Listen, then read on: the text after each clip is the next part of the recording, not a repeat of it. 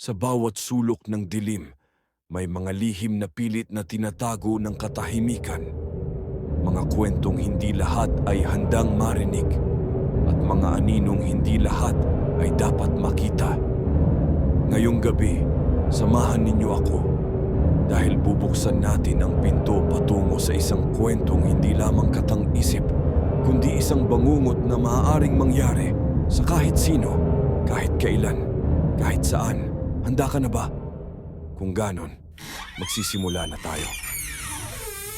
Ako si Elias, 16 na taong gulang. Ngayon sa harap ng papel na ito, isusulat ko ang katotohanang ilang buwan ko nang pinipilit itago.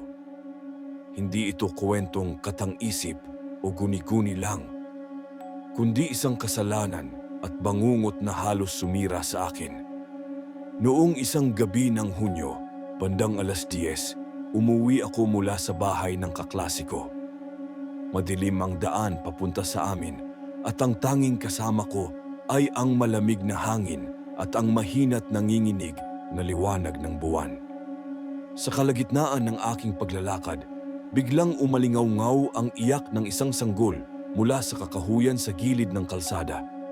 At doon nagsimula ang lahat.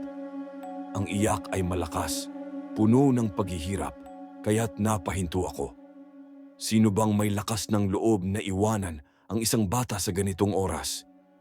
Unti-unti akong lumapit, hinahanap kung saan nanggagaling. Ngunit habang papalapit ako, nag-iba ang tunog ng iyak, tila naging halakhak, mababa at malalim. Parang tinig na hindi tao. At nakita ko siya. Isang babaeng nakayuko, mahaba ang buhok, nakalugay hanggang lupa at nakatayo sa gitna ng kakahuyan. Mabagal siyang gumapang palapit at nang bahagyang umangat ang kanyang ulo, bumungad sa akin ang mga matang kumikislap na pula at mga ngiping mahaba at matatalas. Hindi ko alam kung tatakbo ba ako o sisigaw, ngunit nanigas ang buong katawan ko. Doon ko lang naramdaman na may malamig na kamay na tila humawak sa aking braso. Dito ko na muna puputulin ang kwento.